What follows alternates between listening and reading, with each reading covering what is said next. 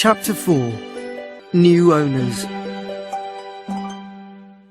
Earl Smythe's house at Earlshall Park was much bigger than Birtwick Park and more modern.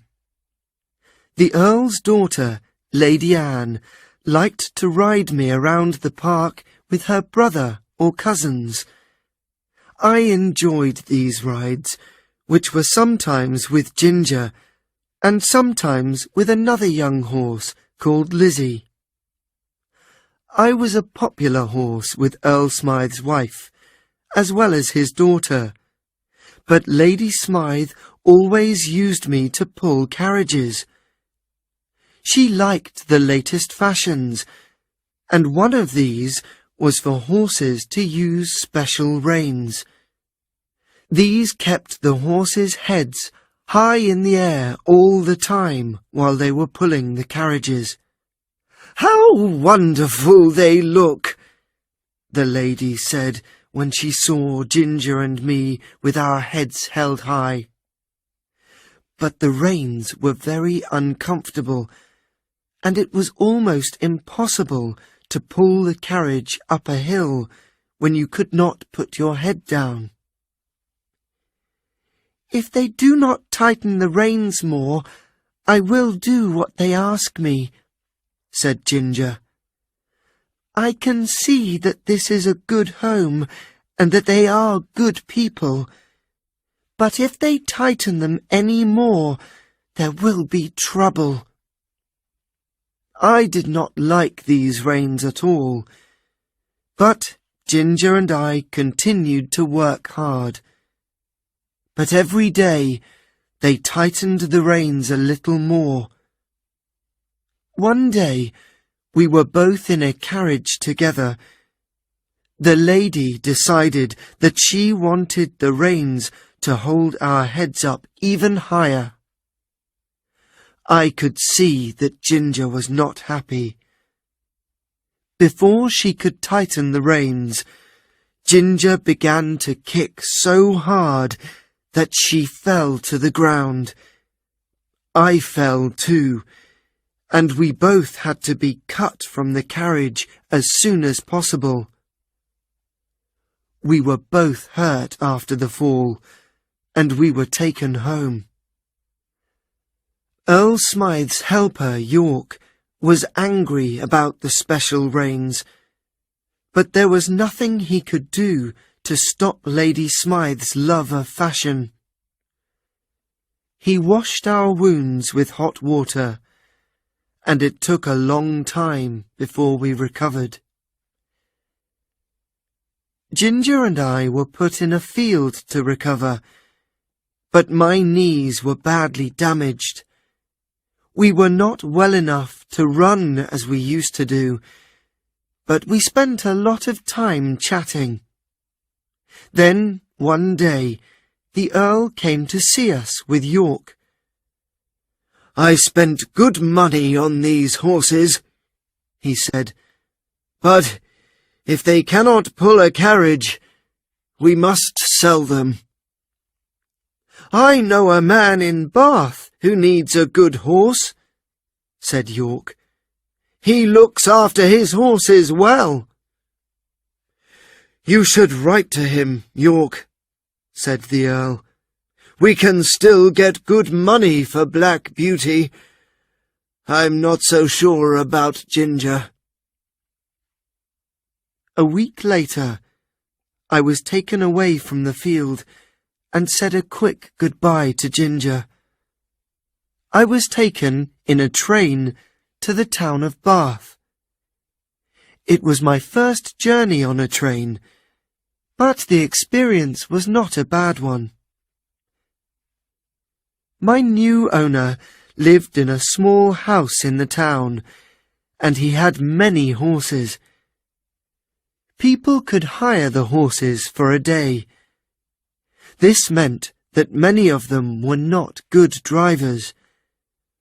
I was a gentle horse, so my new owner often let bad drivers take me because he knew I would behave well. Some of these riders pulled the reins so hard that it hurt my mouth. Some did not use the reins at all, so that I did not know what to do. Others did not understand that a horse cannot work when it has a stone in its foot. One driver complained that he had hired a bad horse because I could not walk very fast. The stone in my foot was very painful, and it was very difficult for me to get home again. However, there were also good drivers in Bath. One of these liked me so much that he asked my owner if his friend could buy me, and soon I had another new owner. His name was Mr. Barry. He was a businessman who had little exercise, and his doctor advised him to ride a horse to keep him healthy. He had a helper called Filcher to look after me, and bought me the best food he could find. Filcher was good to me, and for a time I was happy. I did not know then that my life was not going to be happy for long. Filcher began to give me less food each week, and I became hungry. I had less energy and started to feel exhausted all the time. When Mr. Barry visited a farmer friend in the country, the friend said, "Your horse does not look the same. Has it been ill?" "No, but Filcher told me that horses often have less energy in the autumn, and that it's nothing to worry about," Mr. Barry replied. "That's not true," cried the farmer.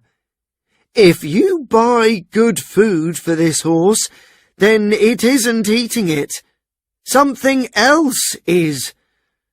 I suggest that you give this horse some good food for the next few weeks, and I advise you to watch your helper. There are some men who will steal food, even from an animal." Of course, I knew what happened to my food.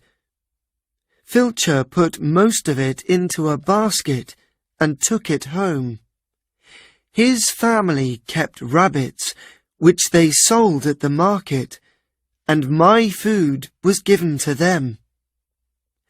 Mr. Barry called the police after this, and they later arrested Filcher. This experience made Mr. Barry feel bad, and he decided to sell me. I was taken to a market for horses. There were horses there of all shapes and sizes. Some were tall and strong, others were old and sick. It worried me to see some of the horses who looked very thin. Would I be like that one day?